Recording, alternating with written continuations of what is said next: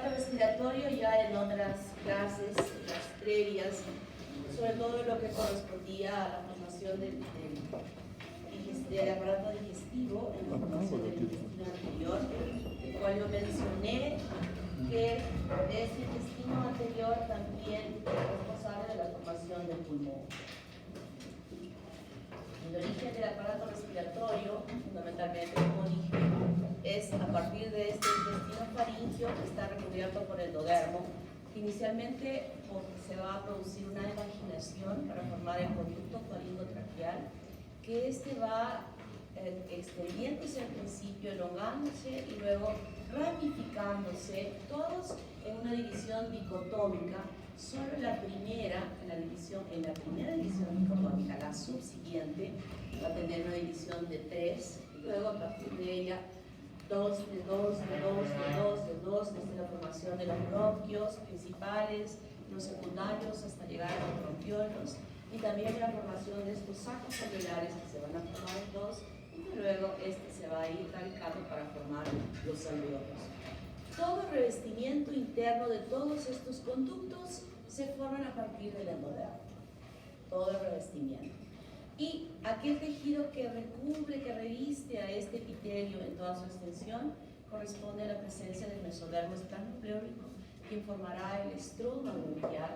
Además, cuando yo estoy diciendo estroma bronquial, va a ser aquello que ya habíamos mencionado, que en algún segmento existe musculatura y que en otros existe cartílagos que van formando, sea alrededor de esta luz, de la tráquea, por ejemplo, y de los bronquios.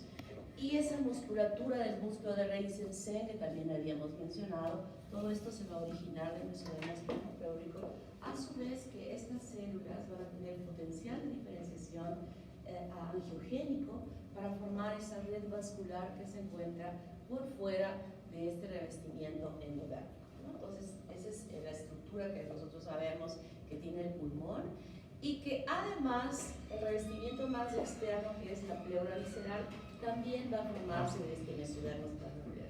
Y al frente, ¿quién va a estar? La pleura parietal. ¿Cuál es el origen de la pleura parietal? Hemos visto cavidades, división de las cavidades, mesodermo somatopleúrico. Entonces, esta estructura cefálica, sobre todo formada por los arcos faringios, un poco más caudalmente, continuándose con el intestino anterior, inicialmente va a formar este divertículo, que en una vista frontal vemos como una yema que se va a desarrollar hacia adelante. Y en un corte a este nivel, como el piso de esta cavidad oral inicialmente, más atrás la faringe, se forma este surco laringotraqueal, que como dije es una vaginación siempre revestida con células endodérmicas. En una vista lateral vemos cómo se produce esta yema, que tiene inicialmente una comunicación directa con esta faringe, que luego sigue creciendo un poco más y va estrechándose luces diferentes que finalmente se separan y que se van a individualizar formando dos conductos. Uno posterior, el esófago, y uno anterior, que es este conducto laringotraqueal, que ya estamos pudiendo ver aquí cómo se va dividiéndose en dos yemas bronquiales, en la parte más distal, cuando esta va descendiendo hacia la parte anterior. En una vista frontal vemos inicialmente el primordio, se divide, se va elongando más, y es aquí donde esta división dicotómica en el lado derecho se va a dividir en 3. En cambio, en el lado izquierdo se sigue manteniendo en 2. Y cada una de estas divisiones, en sus divisiones posteriores, van a ser divisiones dicotómicas. Y por fuera vemos este sombreado, por fuera de la luz de este conducto, ese sombreado que corresponde al mesodermo esternopleúrico que ya habíamos mencionado, que va a formar las estructuras del estroma y de la red vascular.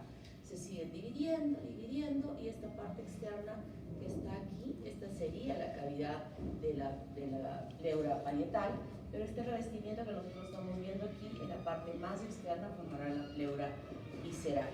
Entonces vemos cómo se va dividiendo, y este crecimiento en el tiempo de desarrollo del pulmón va modificándose esta luz. Inicialmente, cuando habíamos dicho, va a pasar por diferentes etapas, y hemos visto dos dos de ellas en las prácticas, en las láminas. Hemos visto esa diferenciación que va a lograrse en la maduración. Se forman los tres lóbulos, inicialmente por esta división en tres en el lado derecho, lóbulo superior, intermedio, medio y el inferior. En cambio, sabemos que en el lado izquierdo solo se forman estos dos lóbulos. Esta estructura del pulmón va creciendo y va ocupando este conducto que habíamos conocido ya en las divisiones de las cavidades internas del organismo, que es el conducto pericardio-peritoneal.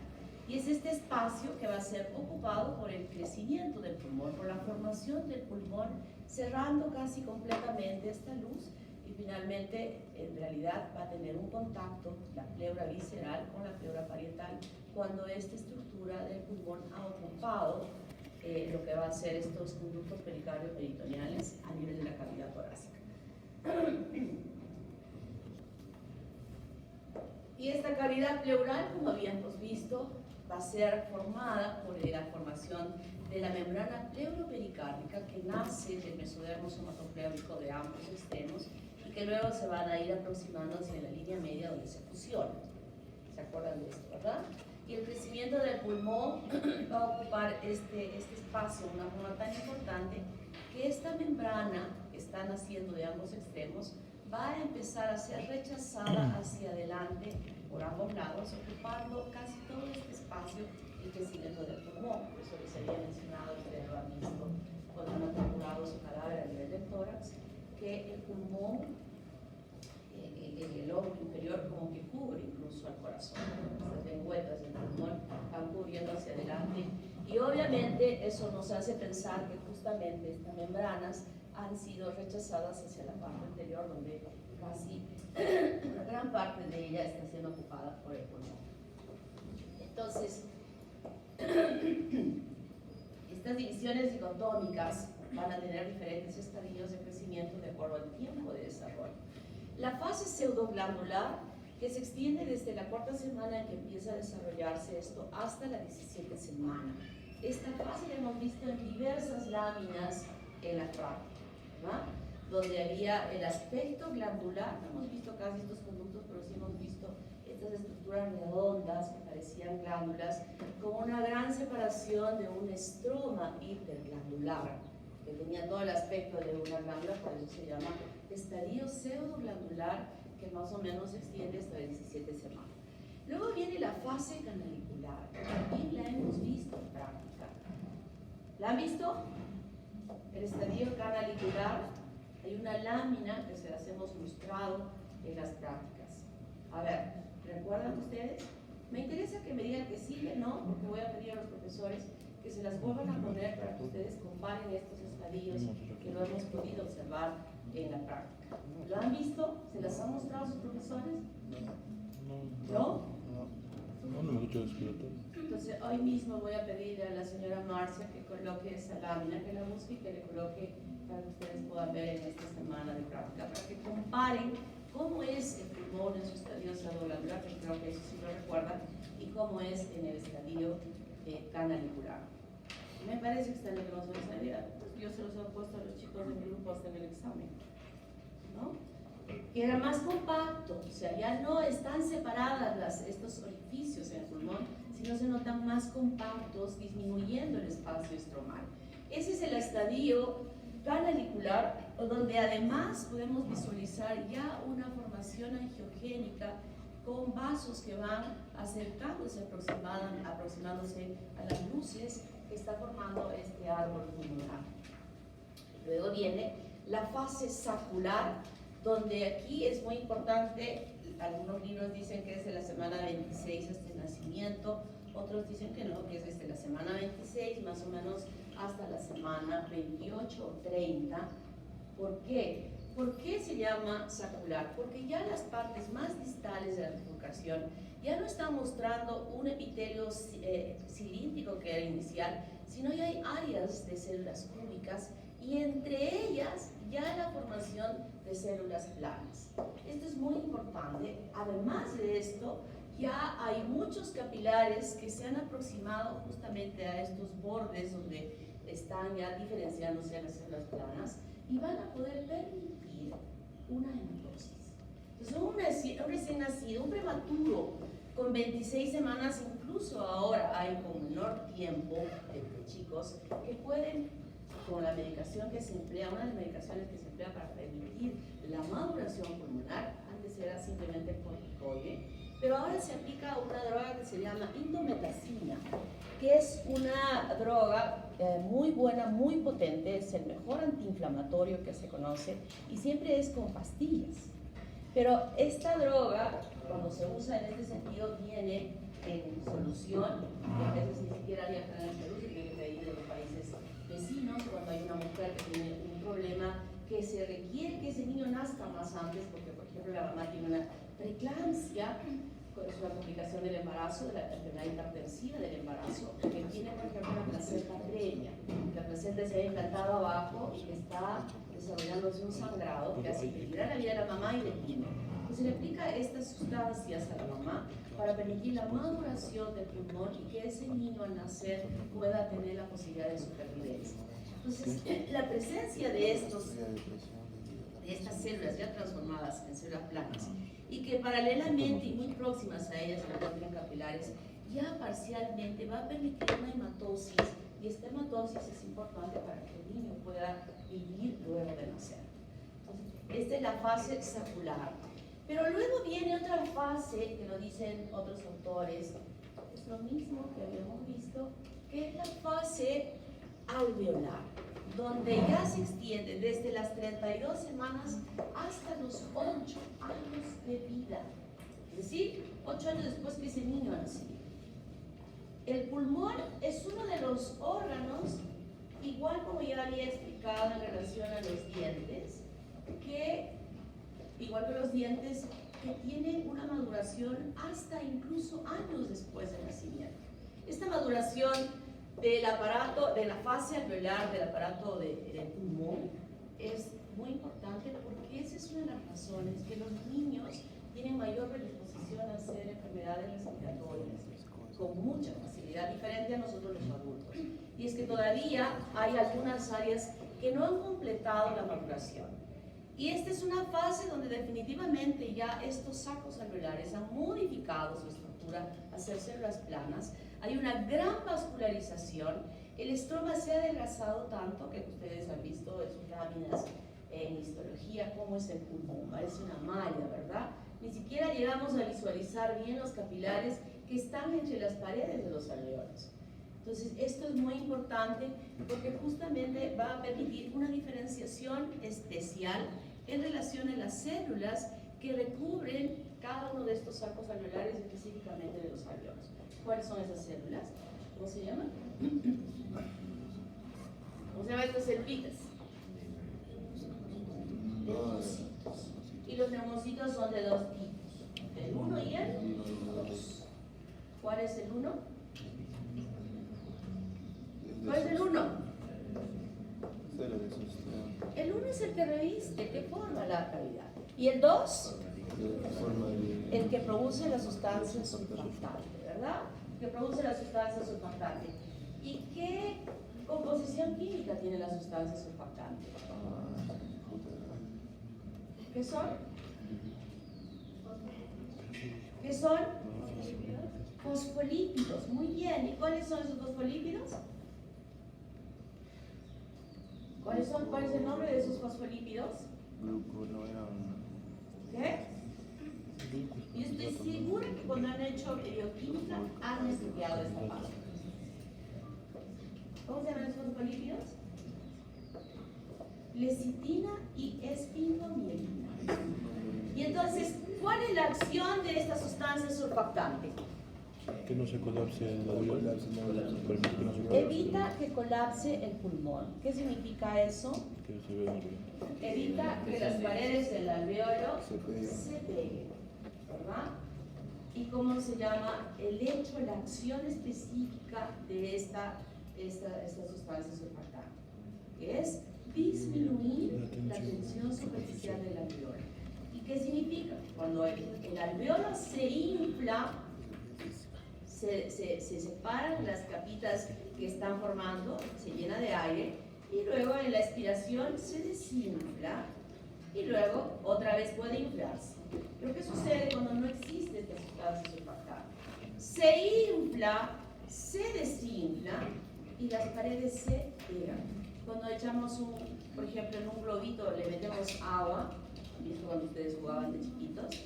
Si había entrado la saliva al soplar, se pegaba ahí las paredes del globito y ustedes querían, soplaban y nada, ¿verdad? Bien pegados. Y trataban de separar, si el globo era bueno se podía separar y se podía volver el claro, si no, en el afán de querer despegar se rompía el globo. Entonces eso, para que no se pegue y que en la siguiente inspiración el globito se vuelva a inflar, eso hace estos fosfolípidos que están cubriendo la superficie del alveolo, evitando que, como ustedes dijeron, colapse. Y esa maduración, con ese funcionamiento adecuado, se realiza hasta los 8 años de edad. No culmina cuando momento de nacer. Entonces, uno de los sistemas que es absolutamente necesario que pueda estar perfecto es el aparato respiratorio, porque esto va a garantizar que ese niño pueda oxigenar bien sus tejidos con un pulmón que esté funcionando adecuadamente. ¿Cuáles son las malformaciones que se pueden producir? En ese proceso de formación de este divertículo anterior para la formación del surco laringotraqueal y la formación de esta tráquea, definitivamente ambos, esófago y tráquea, al principio están juntos. Es un solo conducto que de ahí va a salir esta yema, que puede no salir correctamente, y en este proceso de hacer esto puede extenderse la apertura o simplemente puede ser que se desarrolle normalmente y vamos a tener atresias, por ejemplo en este caso el esófago, y fístulas. Entonces tenemos a la tráquea con un esófago que ha quedado cortado aquí y que tiene una comunicación a la parte distal del esófago. Aquí, por ejemplo, hay una atresia del esófago que no tiene ninguna relación a ello, pero esto puede cuando los niños nacen, son todos hospitales, se les da siempre una botellita con un poco de agua, justamente para evaluar toda esta parte en ese recién nacido. Entonces el niño puede deglutir y aquí se llenó y puede regurgitar hacia la tráquea y el niño va a empezar a toser. Como cuando nosotros nos atoramos con la saliva, con solo saliva o con cualquier líquido, viene el exceso de tóxico.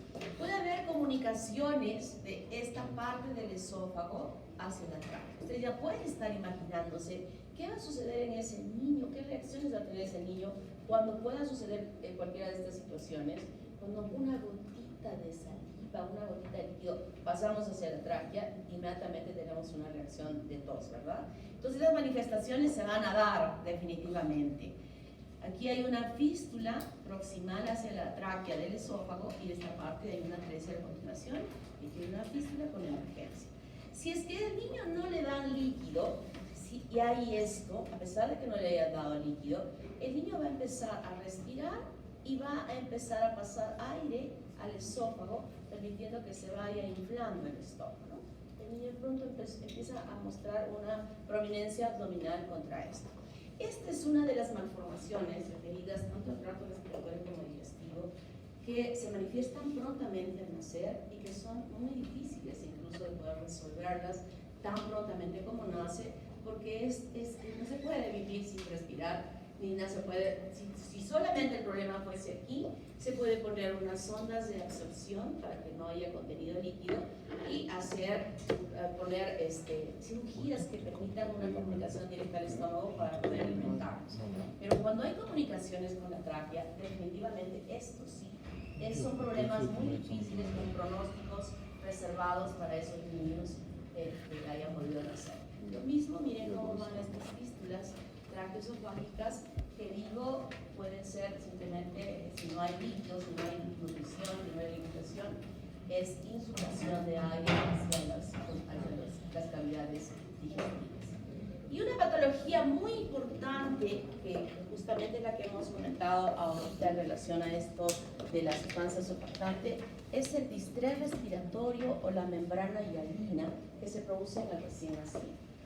Cuando a veces hay algunas dificultades de poder determinar el tiempo de gestación de las mujeres, porque hay algunas que pueden seguir persistiendo con las menstruaciones incluso hasta el tercer mes, con algunas modificaciones en sus características, pero que a veces las mujeres no se percatan de ello y recién se dan cuenta que están embarazadas cuando se les suspendió al tercer mes, pero a veces no tienen una fecha exacta de cuánto tiempo de gestación tiene, el tamaño del abdomen no corresponde a lo que probablemente dice la paciente, es decir, hay dudas de en realidad cuánto tiempo tiene ese niño desarrollándose.